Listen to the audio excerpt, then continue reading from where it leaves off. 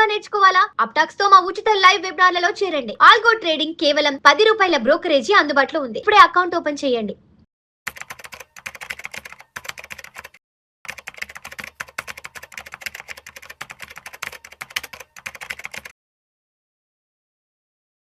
Hi, this is Lalitendranath, founder of golden ratio profile.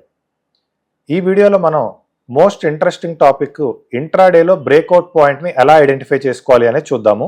ఈ golden CPR అనేది normal CPR అయితే కాదు. ఇందులో మనకి wide CPR, narrow CPR, virgin CPR ఇటువంటివేవి కూడా ఉండవు. ఈ గోల్డెన్ సిపిఆర్ అనేది మన గోల్డెన్ రేషియో ప్రొఫైల్ ఇండికేటర్ సెట్టింగ్స్లో ఇక్కడ మనకి గోల్డెన్ సిపిఆర్ అనే ఆప్షన్ ఉంటుంది. దీన్ని ఎనేబుల్ చేసుకుంటే ఆటోమేటిక్గా వస్తుంది. దీన్ని మనం టైం ఫ్రేమ్ మనకు నచ్చిన టైం ఫ్రేమ్లో పెట్టొచ్చు.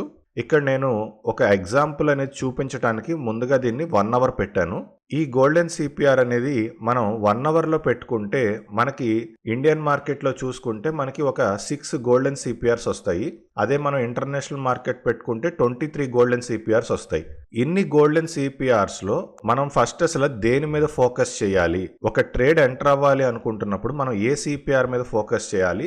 ఆ సిపిఆర్ వల్ల గేమ్ ఇంపాక్ట్ ఎలా ఉంటుంది అనేది ఒకసారి చూద్దాం. సో మెయిన్ కండిషన్ ఏంటి అంటే ముందుగా మనకి బ్రేక్అవుట్ ఐడెంటిఫైర్ అనేది ఉన్న సిపిఆర్స్ లో ఏ సిపిఆర్ నుంచి ట్రావెల్ అయ్యిందో చూసుకోవాలి. ఖచ్చితంగా క్యాండిల్స్ అయితే కాదు, బ్రేక్అవుట్ ఐడెంటిఫైయర్ మాత్రమే సిపిఆర్ నుంచి ట్రావెల్ అవ్వాలి. సో ఏ సిపిఆర్ నుంచి బ్రేక్అవుట్ ఐడెంటిఫైయర్ అనేది ట్రావెల్ అవుతుందో ఆ సిపిఆర్ ని ఫస్ట్ మనం మార్క్ చేసుకోవాలి. సో ఇక్కడ నాకు ఈ సిపిఆర్ నుంచి బ్రేక్అవుట్ ఐడెంటిఫైయర్ అనేది ట్రావెల్ అయింది కాబట్టి నేను ఇక్కడ ఈ సిపిఆర్ ని ఈ విధంగా మార్క్ చేసుకుంటున్నాను. వన్స్ ఈ సిపిఆర్ నుంచి మార్కెట్ అనేది బయటకు వచ్చిన తర్వాత మళ్ళీ మనకి ఏదో ఒక సిపిఆర్ నుంచి ఖచ్చితంగా ప్రైస్ మూవ్మెంట్ అనేది పైకి రావాలి.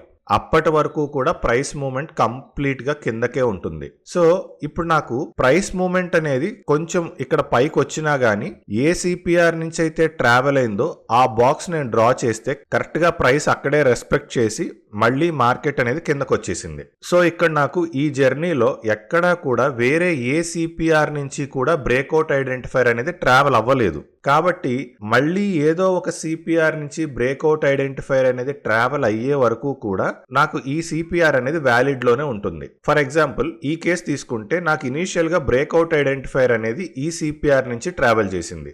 అయితే ఈ సిపిఆర్ ని నేను మార్క్ చేసుకోవటం వల్ల నాకు ఎటువంటి ఉపయోగం లేదు, ఎందుకంటే ప్రైస్ ఎక్కడో గ్యాప్ డౌన్ లో ఉంది కాబట్టి ఏం చేయాలి అంటే మళ్ళీ ఇంకో సిపిఆర్ ని క్రాస్ చేసే వరకు కూడా మనం వెయిట్ చేయాలి. సో నెక్స్ట్ మళ్ళీ నాకు బ్రేక్అవుట్ ఐడెంటిఫైర్ ఎక్కడ సిపిఆర్ ని క్రాస్ చేసిందంటే ఇక్కడ సిపిఆర్ ని క్రాస్ చేసింది. సో ఆ సిపిఆర్ కి నేను బాక్స్ అనేది డ్రా చేసుకుంటాను. సో ఆ సిపిఆర్ స్టాప్ లాస్ పెట్టి మనం ట్రేడ్ అనేది ఎంటర్ అవ్వచ్చు.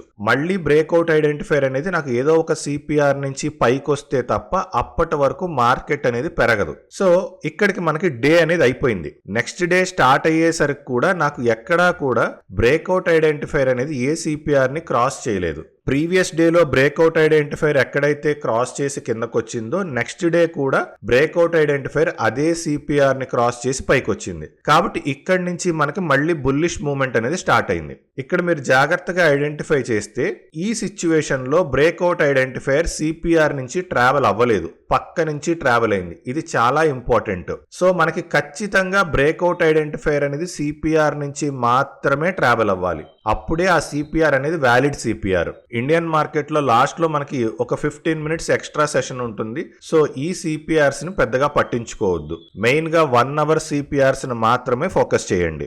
ఈ ఎగ్జాంపుల్ లో మనకి ఈ సిపిఆర్ నుంచి ముందుగా బ్రేక్అవుట్ ఐడెంటిఫైర్ అనేది కింద క్రాస్ చేసింది, తర్వాత మళ్ళీ పైకి క్రాస్ చేసింది. సో ఫస్ట్ ఇనీషియల్ గా కింద క్రాస్ చేసినప్పుడు కొంచెమే ప్రాఫిట్ వచ్చింది. ఇన్ కేస్ మనం ప్రాఫిట్ బుక్ చెయ్యం, ఎందుకంటే ఆబ్వియస్ గా మనం ఎక్కువ ఎక్స్పెక్ట్ చేస్తాం కాబట్టి ఇక్కడ మనకి స్టాప్ లాస్ హిట్ అవుతుంది. ఈ స్టాప్ లాస్ హిట్ అయిన తర్వాత మళ్ళీ రివర్స్ ట్రేడ్ లో మనకి మంచి ర్యాలీ అనేది వచ్చింది. ఈ సిపిఆర్ తర్వాత మనకి నెక్స్ట్ ఇక్కడ ఇంకో సిపిఆర్ వచ్చింది.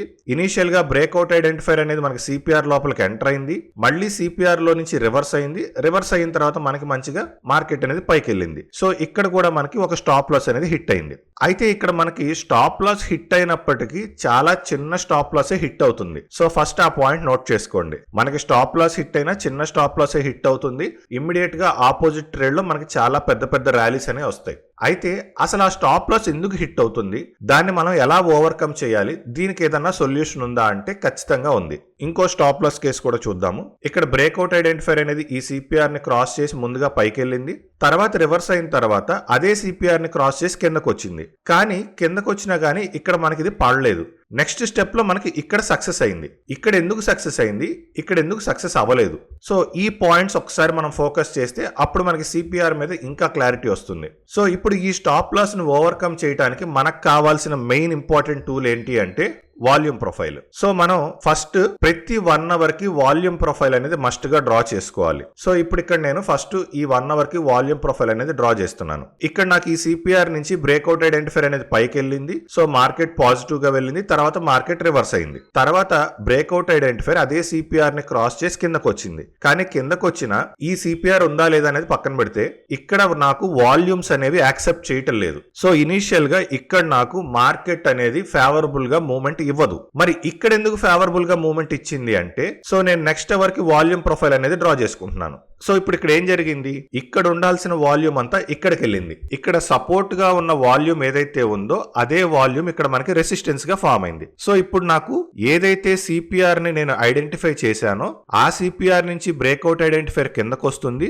దానికి వాల్యూమ్ సపోర్ట్ గా ఉంది. సో మనం ప్రతిసారి కూడా చేయాల్సినది ఏంటంటే, ఏదైతే ఒక సిపిఆర్ నుంచి బ్రేక్అవుట్ ఐడెంటిఫైర్ ట్రావెల్ చేస్తుందో అక్కడ మనకి వాల్యూమ్ అనేది ఫేవరబుల్ గా ఉందా లేదా అనేది చూసుకోవాలి. ఈ సిపిఆర్ లో మనకి బ్రేక్అవుట్ ఐడెంటిఫైర్ ఇనిషియల్ గా కింద క్రాస్ చేసింది, తర్వాత మళ్ళీ పైకి క్రాస్ చేసింది. కింద క్రాస్ అయినప్పుడు ఫెయిల్ అయింది, పైకి క్రాస్ అయినప్పుడు సక్సెస్ అయింది. ఎందుకు జరిగింది అంటే, ఇక్కడ మళ్ళీ మనం ప్రీవియస్ అవర్ కి మనం వాల్యూమ్ ప్రొఫైల్ వేసుకుంటే ఇక్కడ వాల్యూమ్ ప్రొఫైల్ మనకి సపోర్ట్ గా యాక్ట్ చేస్తుంది. సో పైకి వెళ్తున్నప్పుడు ఏమవుతుంది, ఖచ్చితంగా మనకి ఇది సక్సెస్ అవుతుంది. కాబట్టి ఎప్పుడైతే ఇక్కడ మనకి బ్రేక్అవుట్ ఐడెంటిఫైర్ సిపిఆర్ నుంచి కిందకు వచ్చిందో మనం ఇమీడియట్ గా ట్రేడ్ తీసుకోవాల్సిన అవసరం అనేది లేదు. ఇక్కడ కూడా నాకు బ్రేక్అవుట్ ఐడెంటిఫైర్ అనేది ఈ సిపిఆర్ ని క్రాస్ చేసి కిందకు వచ్చింది, ఫెయిల్ అయింది, మళ్ళీ తర్వాత పైకి క్రాస్ చేసినప్పుడు సక్సెస్ అయింది. ఎందుకు జరిగింది అంటే, ముందుగా ఉన్న 1 అవర్ కి మనం వాల్యూమ్ ప్రొఫైల్ అనేది డ్రా చేస్తే ఇక్కడ నాకు బ్రేక్అవుట్ ఐడెంటిఫైర్ ఎగ్జాక్ట్ గా వాల్యూ ఏరియా హైకి వాల్యూ ఏరియా లోకి మధ్యలో ఉంది. At any cost value area లో దగ్గర నాకు రివర్స్ అయ్యే ఛాన్స్ అయితే ఉంది. కొన్నిసార్లు వాల్యూ ఏరియా లోని రెస్పెక్ట్ ఇవ్వకుండా మార్కెట్ కిందకు కూడా వెళ్ళిపోవచ్చు. కానీ మనం పర్ఫెక్ట్ గా కాంబినేషన్ చూసుకోవాల్సింది ఏంటంటే, మన సిపిఆర్ కి వాల్యూమ్ అనేది నాట్ ఈవెన్ 1% కూడా అన్ఫేవర్ గా ఉండకూడదు. కంప్లీట్ 100% ఫేవరబుల్ గా ఉన్నప్పుడే మనం చేయాలి. సో ఇక్కడ మనకి ఈ వాల్యూమ్ నుంచి ఎప్పుడైతే రివర్స్ అయి పైకి వెళ్ళిందో ఇప్పుడు మనం హ్యాపీగా బయింగ్ సైడ్ అయితే ట్రేడ్ అనేది తీసుకోవచ్చు. ఇన్ కేస్ ఒకవేళ మనం ఇక్కడ ట్రేడ్ ఎంటర్ అయినా మనకి వచ్చిన స్టాప్ లాస్ అనేది చాలా నామినల్. మనం మెయిన్ గా గోల్డెన్ రేషియో ప్రొఫైల్ లో ఇండియన్ మార్కెట్ అయినా, యుఎస్ఏ మార్కెట్ అయినా, కమోడిటీ అయినా, క్రిప్టో అయినా, గోల్డ్ అయినా, ఏదైనా సరే మనం 1 మినిట్ టైం ఫ్రేమే వాడతాం. ఎందుకు మనం 1 మినిట్ టైం ఫ్రేమ్ వాడతాము అంటే, మన దగ్గర పర్ఫెక్ట్ మార్కెట్ స్ట్రక్చర్ ఉంది కాబట్టి, మనకి రిస్క్ తెలుసు కాబట్టి మనం మినిమైజ్డ్ రిస్క్ మెయింటైన్ చేయడానికి మనం 1 మినిట్ టైం ఫ్రేమ్ మాత్రమే వాడతాం. ఇంత తక్కువ రిస్క్ లో ఇంత రివార్డ్ వస్తే, సో ఇది పర్ఫెక్ట్ రిస్క్ రివార్డా కాదా?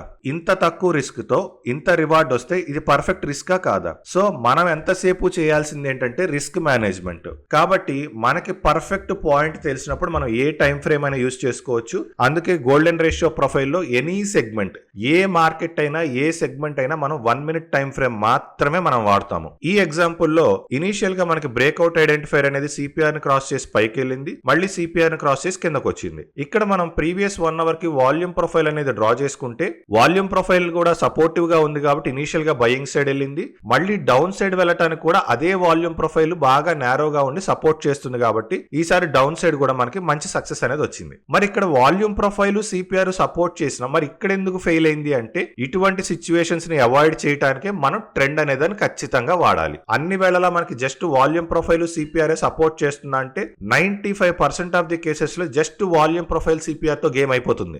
అలాగని చెప్పేసి మనం గుడ్డిగా కనీసం మార్కెట్ ఏ డైరెక్షన్ లో వెళ్తుంది, ఎంత వరకు వెళ్తుంది, ఇటువంటివి ఏవి అవగాహన లేకుండా మనం ట్రేడ్ సెంటర్ అయితే మనం 50 పాయింట్లు బుక్ చేసుకోవాల్సిన ప్రాఫిట్ 5 పాయింట్లకు బుక్ చేసి బయటకు వచ్చేస్తాం. అందుకే ఖచ్చితంగా ట్రెండ్ అనేది మెయింటైన్ చేసుకోవాలి. ట్రెండ్ ఎలాగో మనకి ఆటోమేటెడ్ గా వస్తుంది. సో ట్రెండ్ కంపల్సరీగా వాడితే మనకి ఇటువంటి సిచ్యువేషన్స్ కూడా అవాయిడ్ అయిపోతాయి. ఇక్కడ ఇక్కడ మనం ట్రెండ్ డ్రా చేస్తే మనకి ఇది 45 కన్నా అబౌవ్ ట్రేడ్ అవుతుంది. సో 45 కన్నా అబౌవ్ ట్రేడ్ అవుతూ మార్కెట్ ఎక్కువసేపు సస్టైన్ అవ్వదు, ఖచ్చితంగా 45 నుంచి కిందకు వచ్చేస్తుంది. అందుకే మార్కెట్ ఇక్కడ 45 డిగ్రీ యాంగిల్ నుంచి కిందకు వచ్చింది. సో ఎప్పుడైతే కిందకు వచ్చిందో ఓవరాల్ గా మార్కెట్ మొత్తం కిందకు వచ్చేసింది. సో ట్రెండ్ ను అర్థం చేసుకుంటూ మనం గేమ్ ను ఫాలో అయితే మనం చేసే ఒక చిన్న రిస్క్ కి చాలా పెద్ద రివార్డ్ అనేది మనం గెయిన్ చేయొచ్చు. కాబట్టి మన రిస్క్ ఎప్పుడు కూడా బ్రేక్అవుట్ ఐడెంటిఫైర్ అనేది ఎప్పుడు గోల్డెన్ సిపిఆర్ ని క్రాస్ చేస్తుందా అని మాత్రమే మనం ఐడెంటిఫై చేసుకుంటూ ఉండాలి. దీనికి ప్రతి 1 అవర్ కి ముందు మనం వాల్యూమ్ ప్రొఫైల్స్ డ్రా చేసుకుంటూ వెళ్తూ ఉంటే ఏ సిచ్యువేషన్ లో బ్రేక్అవుట్ ఐడెంటిఫైర్ సిపిఆర్ ని క్రాస్ చేస్తుంది,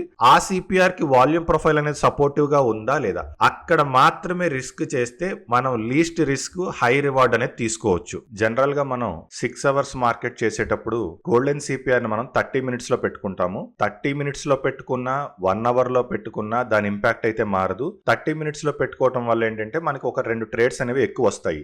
కానీ 30 మినిట్స్ లో పెట్టినా 1 అవర్ లో పెట్టినా రూల్ అనేది రూలే. 30 మినిట్స్ లో పెడితే ప్రతి 30 మినిట్స్ వాల్యూమ్ ప్రొఫైల్ ని ఫోకస్ చేసుకోవాలి. 1 అవర్ లో పెడితే ప్రతి 1 అవర్ కి మనం వాల్యూమ్ ప్రొఫైల్ ని కంబైన్ చేసుకోవాలి. మనం సిపిఆర్ ని అబ్జర్వ్ చేసేటప్పుడు ఇక్కడ మనకి ఫస్ట్ ఈ సిపిఆర్ దగ్గర బ్రేక్అవుట్ ఐడెంటిఫైర్ కిందకు వచ్చింది, మళ్ళీ పైకి వెళ్ళింది. ఇది మార్క్ చేసుకున్నాం. ఈ మార్క్ చేసుకున్న తర్వాత నెక్స్ట్ మనకి బ్రేక్అవుట్ ఐడెంటిఫైర్ ఈ సిపిఆర్ నుంచి క్రాస్ చేసింది. ఈ సిపిఆర్ నుంచి క్రాస్ చేసిన తర్వాత మనం ఈ ప్రీవియస్ గా ఏదైతే ఉందో దీన్ని మనం డిలీట్ చేసుకోవాలి.